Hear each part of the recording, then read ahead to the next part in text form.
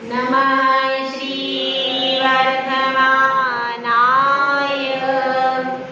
निर्धूतिकलिलात्मने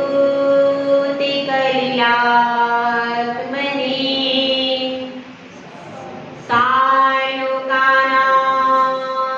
त्रिलोकानां यद्विद्या दर्पणायते यद्विद्या दर्पणायते। पंच परमेश्वरी भगवान की परम पूज्याचे श्री आदि सागर जी महाराज की परम पूज्याचे श्री मावी कीर्ति महाराज की परम पूज्याचे श्री विमल सागर महाराज की परम पूज्याचे श्री सन्मति सागर महाराज की परम पूज्याचे गुरु सुंदर सागर महाराज की अहिंसा में विश्व धर्म की वाणी माता की जब लारिका में सुने मती माता जी की लारिका संग की।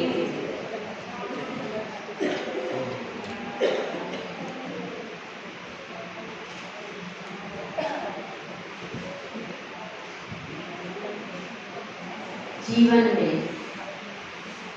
जिसके पास भय होता है वह कभी आगे नहीं बढ़ पाता। जब तक और जिसके पास भय नहीं होता वो भी आगे नहीं बढ़ पाता। समझ रहे हैं आप?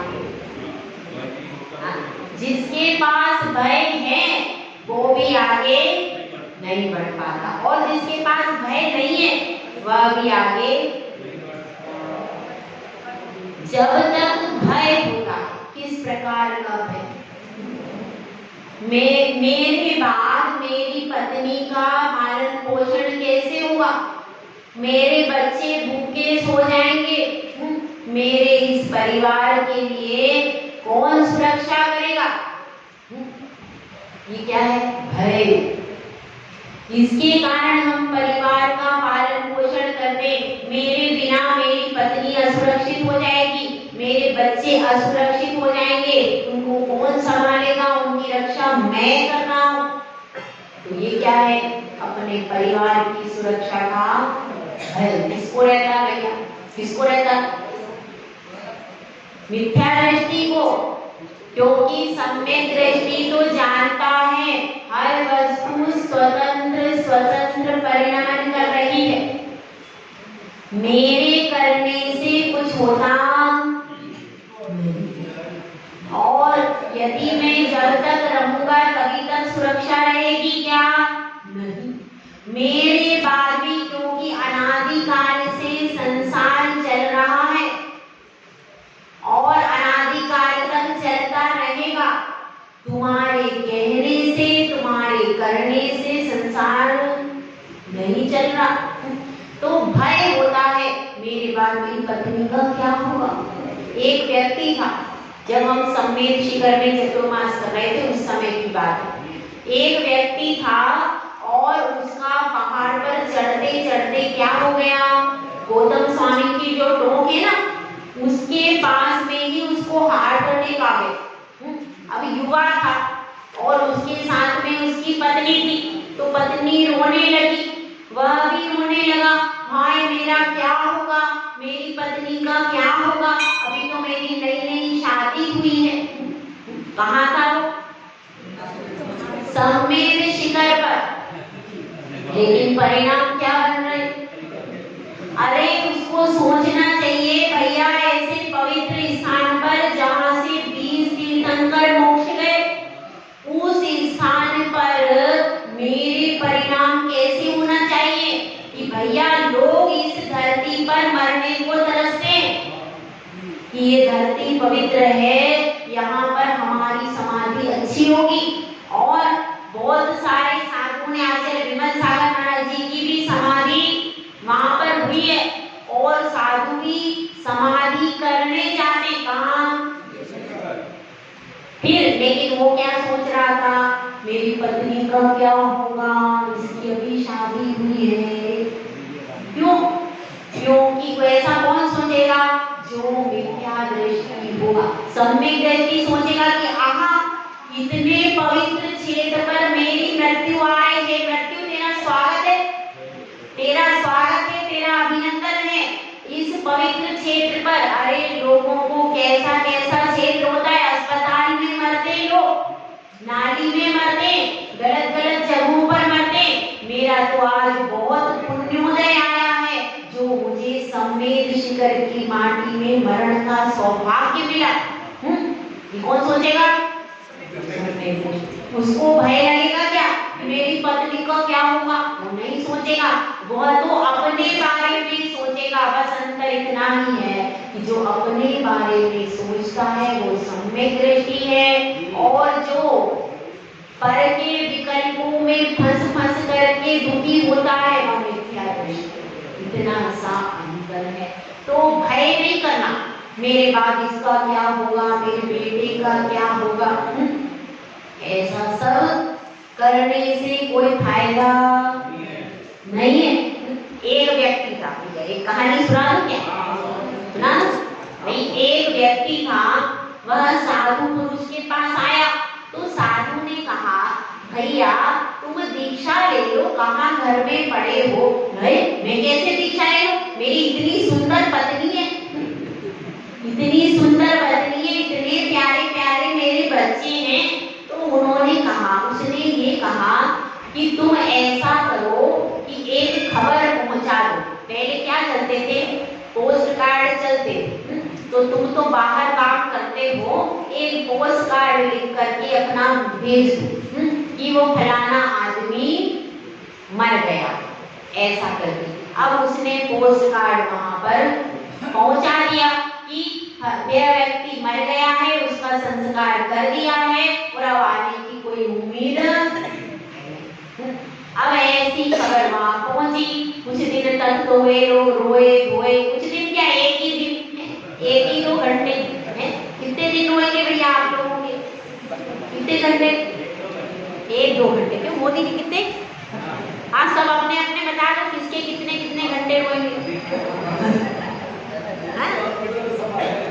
ऐसा भी कोई होगा कि रोए ही, अच्छा भला डरे।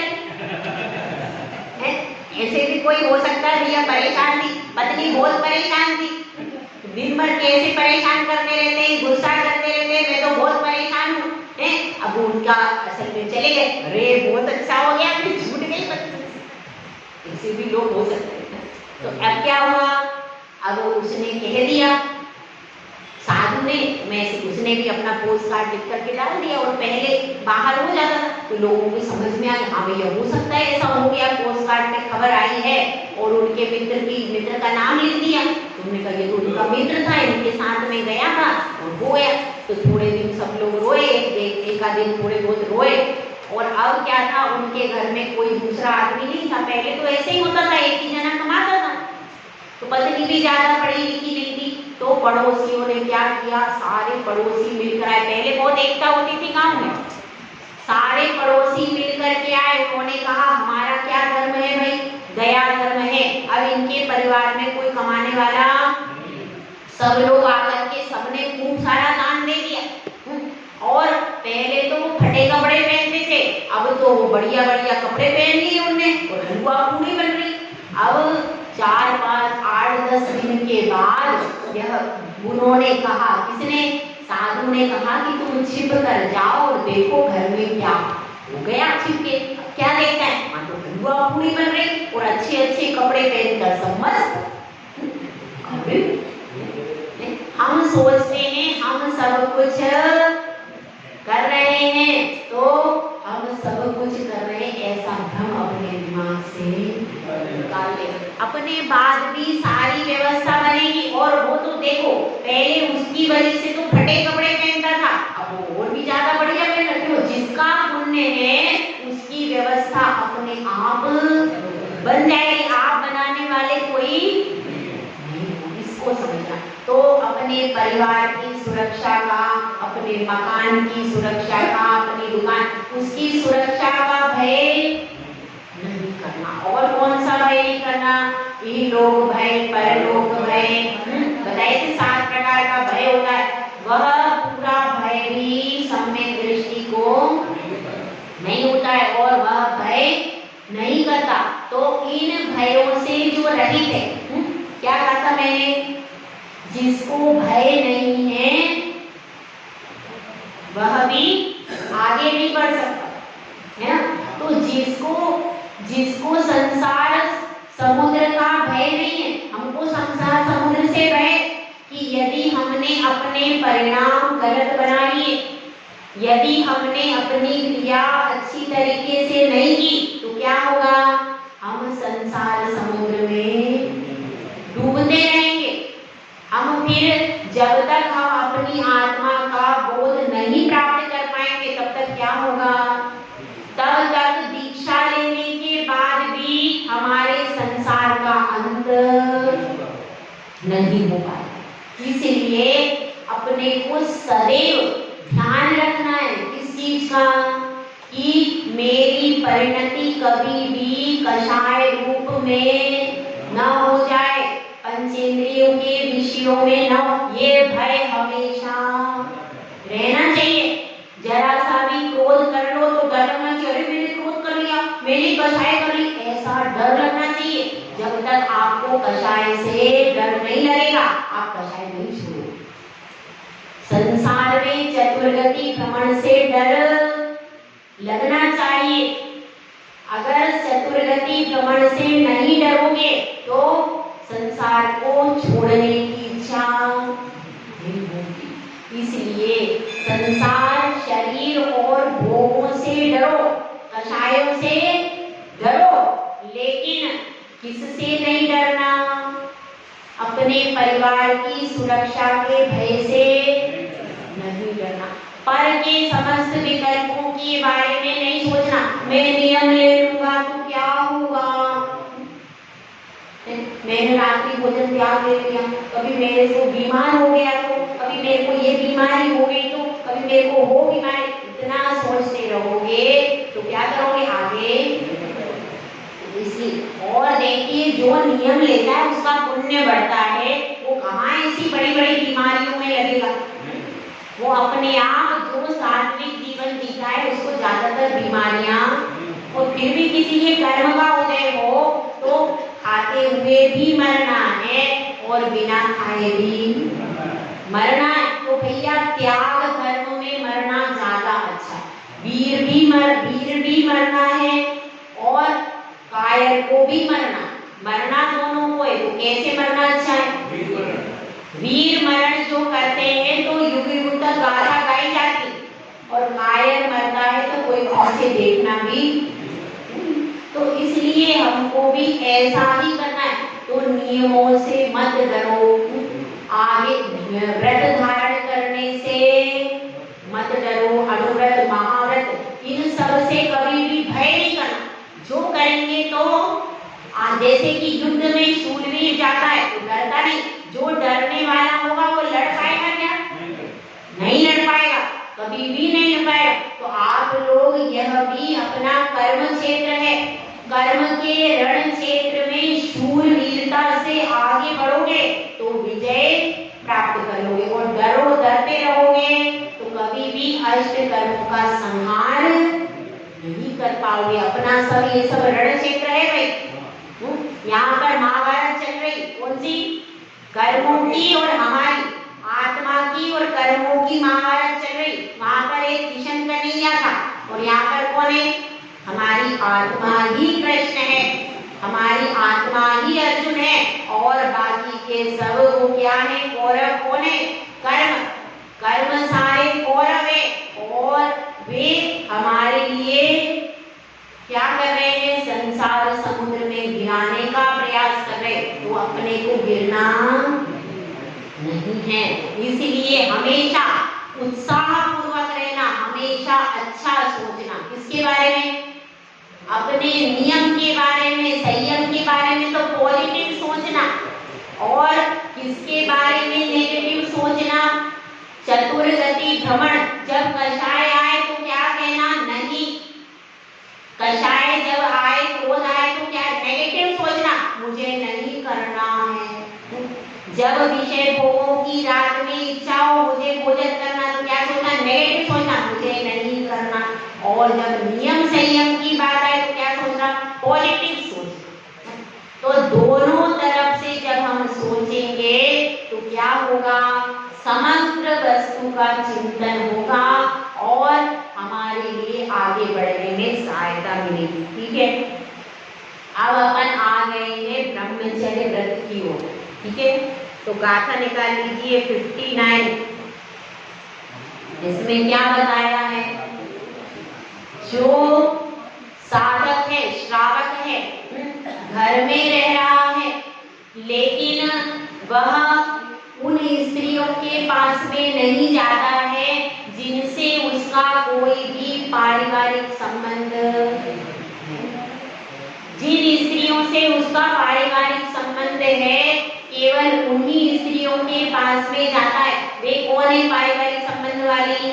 माता है, बहन है, बेटी है, ममेरी बहन है, मौसी की लड़की, इनसे ये सब क्या है? पारिवारिक संबंध वाली है। तो इनके पास में तो जाता है, ऐसा नहीं है कि स्त्री के पास में।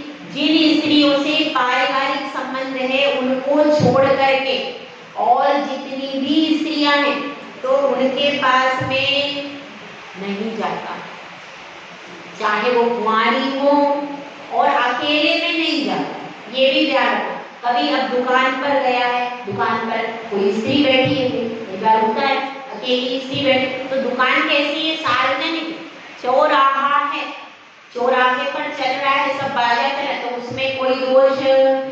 अब कोई अंदर गोदाम में जाना है, तो वह व्रती है, श्रावक, वह अंदर नहीं जा सकता। अकेली स्त्री जहाँ पर स्त्री अकेली बैठी है उस स्थान पर नहीं जा सकता। इधर कोई महिला है और कोई एकांत में पुरुष बैठा है तो उस पुरुष के पास में नहीं जाना चाहिए, जाना भी नहीं चाहिए, क्योंकि कोई भरोसा नहीं कब आप संकट में फंस जाओ।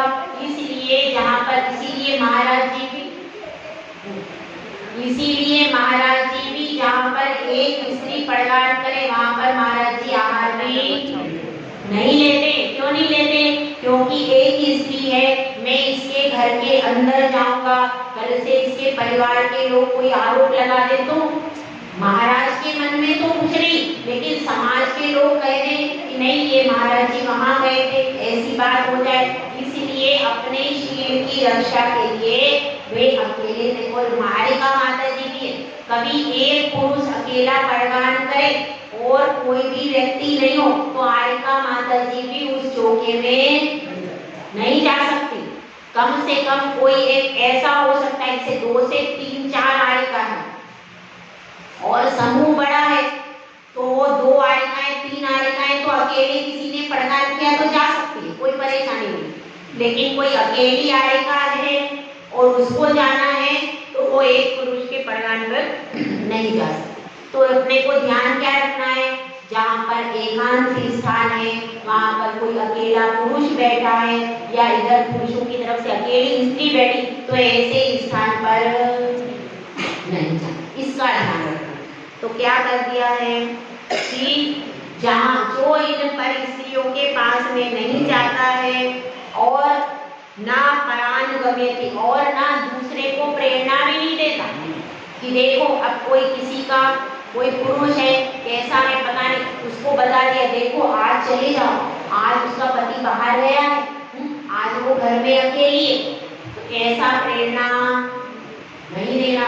आज कोई कुंवारी करना है, आज उसके माता पिता कहीं बाहर गए तो ऐसी, अब उसको पता नहीं था, दूसरे आपने बता दिया देखो आज वो अकेली, आज उसके माता पिता बाहर गए, तो अब वो व्यक्ति चला गया, तो ऐसा काम नहीं करना। तो कैसे नहीं करता? पाप भीतेर्य, यहाँ पे कोई बात नहीं, पाप से हमेशा डरना चाहिए। पाप से कभी भी डरो नहीं। पाप से यदि आप डरते रहोगे तो पुण्य की ओर बढ़ते रहोगे, और यदि पाप से नहीं डरोगे तो क्या होगा?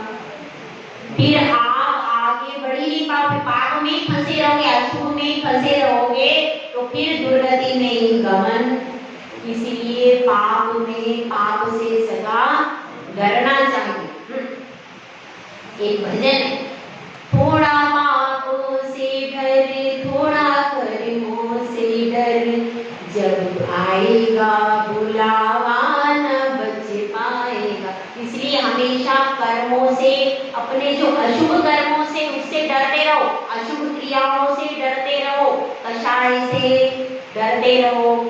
हिंसा से डरते रहो, लेकिन संयम हमारा साथी है।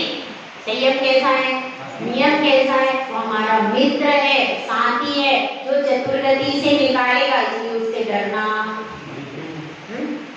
अब क्या है, सा परदार निवृत्ति, वह कैसा होता है, वह पर स्त्रियों का त्यागी और स्वदार संतोष व्रत का धारण करने वाला होता। तो इसको ये किसके किसके होता है, जो भी गृहस्थ रह रहे हैं उनका अपनी स्व स्त्री को छोड़कर सारी बाकी की पर स्त्रियों का त्याग होता है। इसको क्या कहते हैं, स्वदार संतोष व्रत। ठीक है, अब इसके आगे इसके विचार देख लेते हैं। देखिए गाथा नंबर कौन सी है, 60। इसमें क्या बताया है, ब्रह्मचर्यानुव्रत के 5 अतिचार बताए। पहला कौन सा है, अन्य विवाह करण, दूसरों का विवाह कराना, मैरिज ब्यूरो खोल लेना और सबको बताना वहाँ पर वो लड़कन्या है, वहाँ पर वो है लड़का है, इस प्रकार से बता देना सबको और विवाह संबंध करवाना। तो यह काम कैसा है, इससे अनुव्रतधारी को दोष लगता है, इसलिए ऐसे संबंध जिसने अनुव्रत लिए वो नहीं करा सकता। उसके बाद क्या है, अनंग क्रीड़ा। अब इसमें क्या है, उसको अति तृष्णा के कारण वह अन्य नेत्र आदि से ही अपने कार्य को कर रहा है, नेत्र के द्वारा इशारेबाजी करके और भी अन्य अनर्गल प्रयोग के द्वारा अपने कार्य को कर रहा है, तो इसके कारण क्या कहलाएगा, अनंग क्रीड़ा। इसको भी नहीं करना।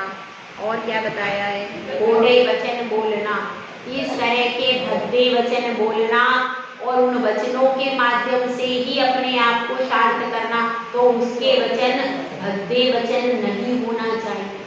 जो सभ्य वचन है वह नहीं होना चाहिए। इसके अनुप्रति आपने कोई ऐसे शब्द बोले कि यहाँ पर सभा में महिला वर्ग बैठा था और कुछ ऐसे अभद्र शब्दों का प्रयोग किया कि सभी महिलाओं का सिर नीचा हो गया, तो ऐसे अभद्र शब्दों का प्रयोग नहीं कर सकते। उसके बाद क्या है, विपुल तृषा। अब कर कुछ नहीं पा रहा, नियम ले लिया उसने, लेकिन अंदर से अग्नि भड़क रही है, अंदर से इच्छा हो रही। अब त्याग तो कर दिया भैया 10 दिन के लिए, 10 दिन के लिए हरी नहीं खाना। अच्छा एक सब्जी रख लेते, हाँ एक ही सब्जी में क्या हो जाता, 2 हरी रख लेते। अब मन क्या हो रहा है, अब वो फल की दुकान पे मन जा रहा, तो अंदर अंदर हमको अब त्याग कर दिया। सुबह अपने एक आसन का नियम ले लिया, त्याग कर दिया। अब लग रहा है कि नहीं एक पानी की छूट रख लेते तो कैसा होता, अब प्यास लग रही, तो इसमें 4 इंद्रिय के आएंगे, चारों इंद्रिय के अच्छे अच्छे। अब चटाई का नियम ले लिया भाई 10 दिन के लिए, अब अच्छे अच्छे बिस्तर पर सोने की इच्छा हो रही, नींद ही नहीं आती हमको तो भाई, बिना चटाई में कैसे सोएंगे। वो गद्दे की प्रैक्टिस है, तो क्या हो रहा है, फिर नींद नहीं आ रही, फिर आप उल्टा कर रहे हैं, तो कह रही है श्रीमती जी, अरे इसे तो त्याग नहीं करते। ऐसी स्थिति नहीं करना। जो अपन ने नियम लिया उसमें शांति और अपनी शक्ति अनुसार ही लेना भाई। सॉल्यूशन में भी जिसकी जैसी शक्ति, क्योंकि मुख्य है आकुलता नहीं होना चाहिए। आपको प्रैक्टिस है, आप पहले 1 दिन की प्रैक्टिस करो, उसके बाद फिर अगले दिन यदि लगे कि आप निभा सकते हो तो ही आगे 10 दिन के भी नियम इकट्ठे मत लो। जो पहली शुरुआत कर रहे उनको क्या करना चाहिए, पहले 1 दिन के लिए चटाई पर सोकर देखो, यदि आप सो पाते हो तो ही दूसरे दिन 1 दिन के लिए एक आसन करके देखो, यदि आप कर पाते हो तो दूसरे दिन करो, क्योंकि आपने ले लिया। अब 10 दिन तक वही आकुलता चल रही है, ना तो शांति से मन लग रहा है, ना नींद आ रही है, तो आकुलता धर्म नहीं है। इसलिए रोज अपने 1 दिन के नियम लो और फिर अगर अपने से निभ जाए तो आगे निभाओ। ठीक है, अब आगे क्या बता दिया, इतने का गमन। अब इसके बाद जिन स्त्रियों का कोई स्वामी नहीं है, ऐसी स्वच्छंद स्त्रियों के पास में जाना आना नहीं करना। ये सब क्या हुए, ये सब 5 अतिचार हैं। आज टाइम से पहले आ गए थे। क्या करना है, सुनाई आ रहा है क्या, आगे बता दूं? ठीक है, अब इसके बाद है 61 नंबर, परिग्रह परिमाण व्रत। समझ में, जिसको जहाँ समझ में नहीं आए गाथा में पूछ लेना, बाद में नहीं बात होगी, अभी पूछ लेना। अब इसमें बताया परिग्रह परिमाण में क्या करना पड़ेगा। 10 प्रकार का परिग्रह है ना, क्षेत्र वास्तु, बोलो सब।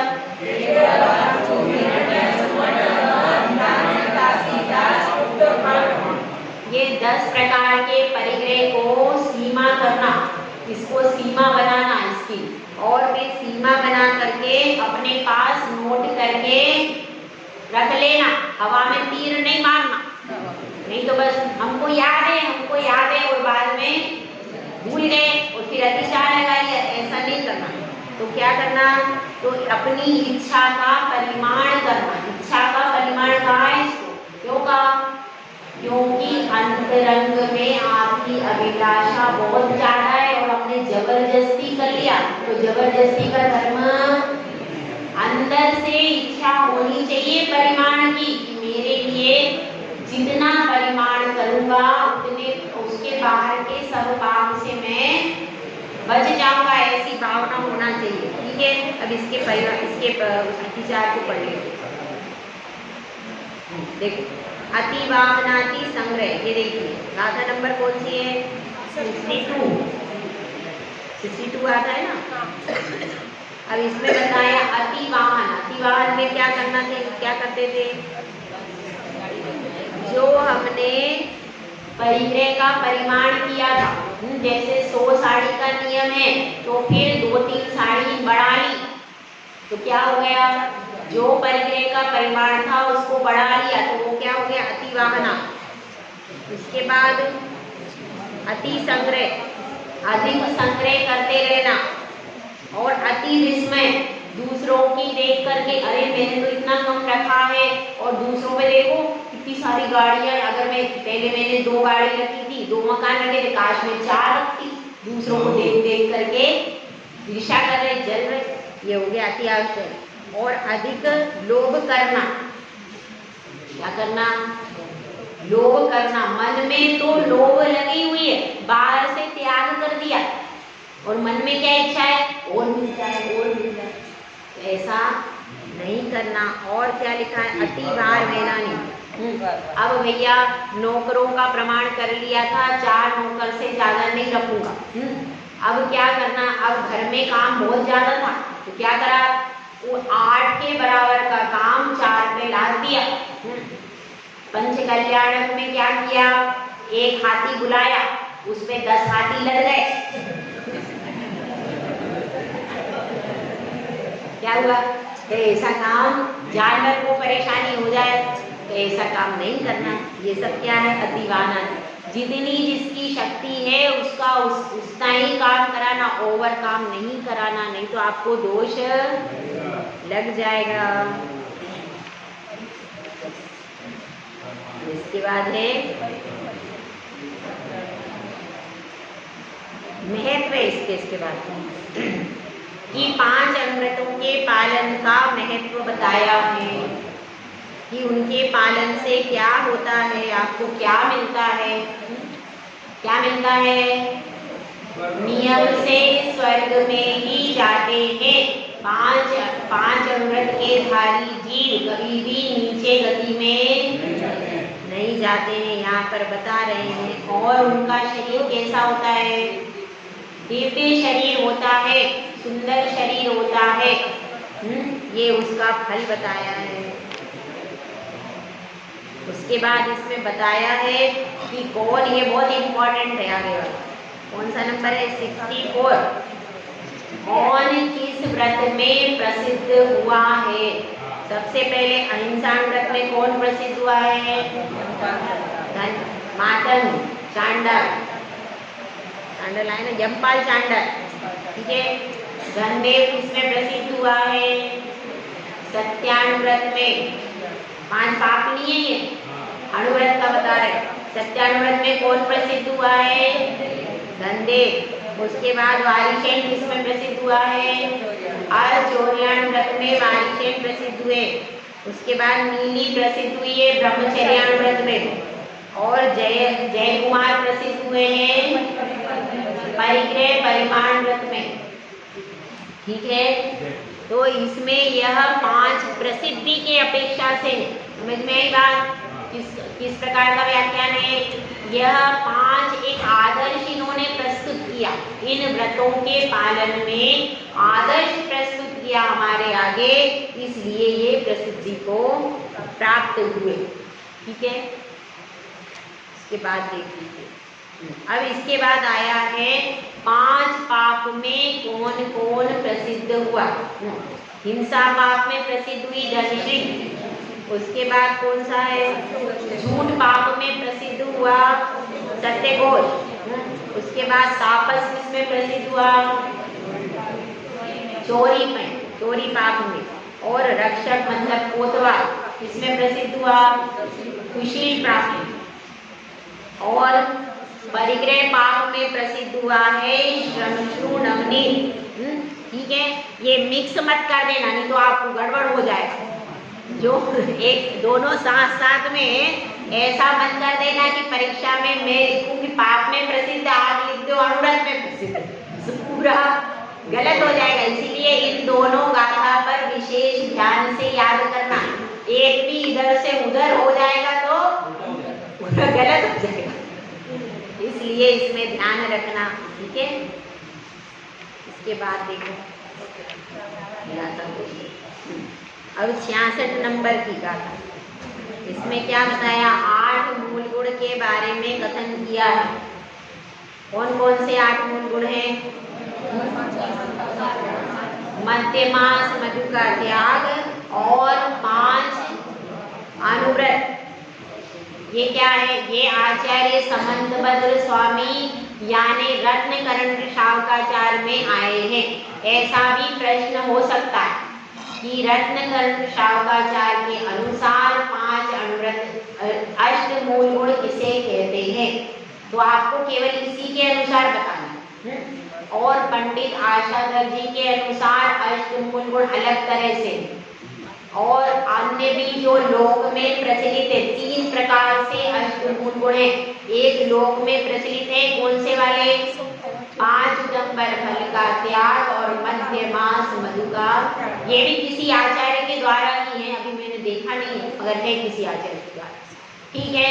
और तीसरे नंबर के कौन से हैं? तीसरे नंबर के बताए थे मैंने, 3 मकार का त्याग, 5 उदंबर फलों का त्याग और रात्रि भोजन का त्याग और पानी छान करके पीना, नित्य देव दर्शन, योगे पूरे, हाँ, और जीव दया का पालन। ये हो गए अष्टमूल गुण। तो ये तीनों प्रकार के यदि अष्टमूल गुण का पूछा जाता है तो उसमें आपको तीनों प्रकार के लिखने पड़ेंगे। और यदि यह पूछा जाता है कि रत्नकर्ण शावकाचार्य के अनुसार लिखिए, तो फिर रत्नकर्ण शावकाचार्य के अनुसार किसी भी अपेक्षा से तीनों प्रकार के अष्टमूल गुण आपको याद होना चाहिए। तो इसमें तीनों प्रकार का क्वेश्चन आ सकता है। अब इसके बाद बताया है 67, इसमें कुछ पूछना है? इसके बाद गुणव्रत, गुणव्रत का लक्षण इसमें बताया। गुणव्रत का लक्षण क्या है? जो अष्ट मूल गुण को बढ़ाए उसको क्या कहते हैं? गुणव्रत कहते हैं। लिखा है इसमें, अष्ट मूल गुण को बढ़ाने से वो उसको क्या कहते हैं? गुणव्रत कहते हैं, ऐसा इसमें लिखा है। तो यही परिभाषा रहेगी गुणव्रत की, जो अष्टमूल गुणों को बढ़ाता है उसको क्या कहते हैं? गुणव्रत कहते हैं। यही बताया है इसमें, ठीक है। और इसमें गुणव्रत के 3 भेद कहे हैं, दिग्व्रत, अनर्थ दंड व्रत और भोगोपभोग परिमाण व्रत। ये 3 भेद बताए इसके। अब इसमें देखो, पहले दिग्व्रत का स्वरूप आया है इसमें, ठीक है, कि उसमें किस प्रकार से 10 दिशाएं बताई थी। 10 दिशाओं में किस किस प्रकार से परिमाण करना चाहिए बताया था, मैंने सब लिखवाया था। तो उसका स्वरूप बताना है कि कैसे परिमाण करते हैं। ये इसका प्रैक्टिकल क्वेश्चन आ सकते हैं इसमें से। किस प्रकार से आपको परिमाण करना है, तो नक्शे देख देख के आना भाई।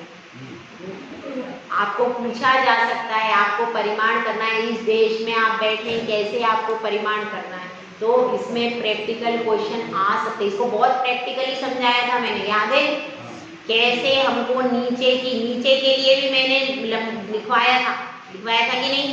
नीचे कितने मीटर तक लेना है, ऊपर कितना लेना है, ऊपर कितने फीट तक, और साइड में कैसे कौन से देशों का करना है, वो सब अपने को मैप अभी आ गया है, तो एक बार अभी बाद में मैप से करवा देंगे।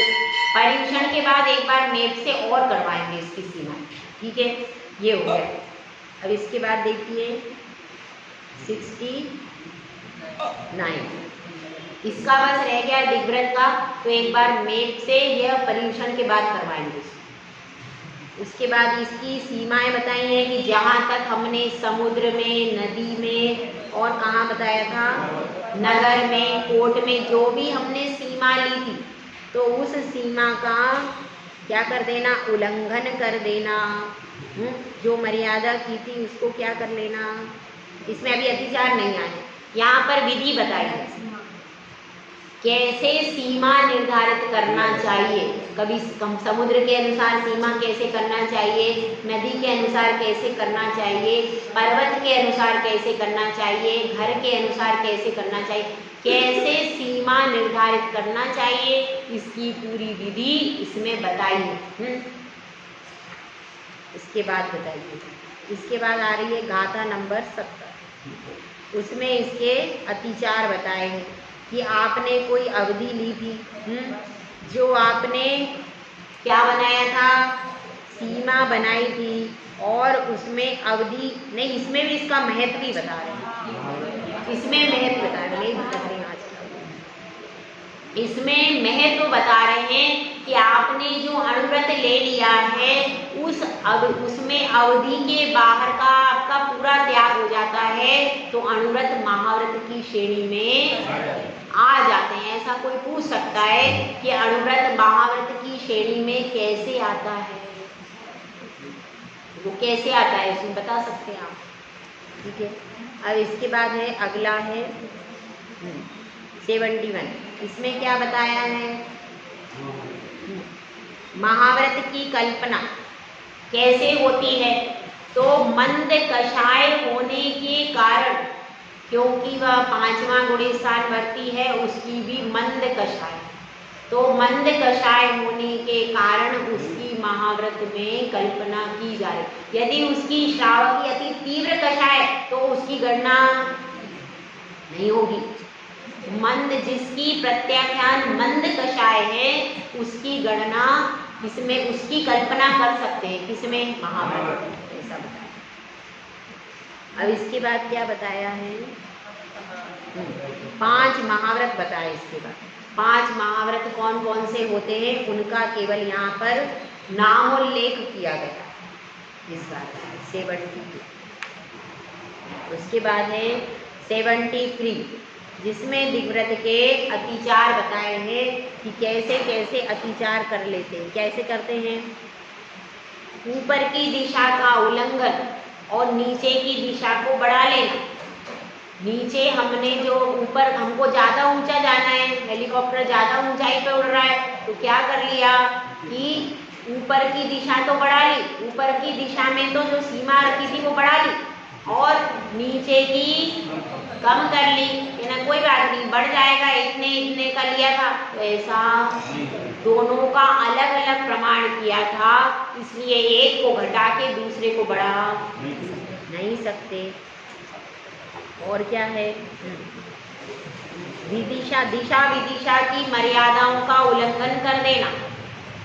दिशा और विदिशा में जो हमने मर्यादा की थी उसका उल्लंघन कर दिया। और फिर क्या है? मर्यादा को भूल जाना, ये भी है। जो मर्यादा की थी उसको भूल जाना, बढ़ा लेना, दिशा विदिशा में बढ़ा लेना और फिर भूल जाना, याद ही नहीं रही, हमने लिखी तो थी नहीं, कहीं किसी को पता था नहीं, अपने मन से बनाई थी और भूल गए, याद ही नहीं रहा, तो फिर भूल गए तो फिर उसमें गड़बड़ हो गई। अब क्या किया? तो ये 5 अतिचार हैं। जो नियम हो उसको भूलो नहीं, नहीं तो फिर आपको क्या है? विषय भोग तो हर समय है। यदि आप स्वयं ही अपना नियम भूल जाओगे तो फिर क्या होगा? फिर कभी भी पालन नहीं हो सकता। ठीक है, तो ये अपने कितने हो गए? 73 श्लोक हो गए। अभी एक दिन और चल जाएगा शायद, कब चलेगा? कल तो नहीं, कल तो शांति सागर महाराज जी के ऊपर प्रवचन होगा।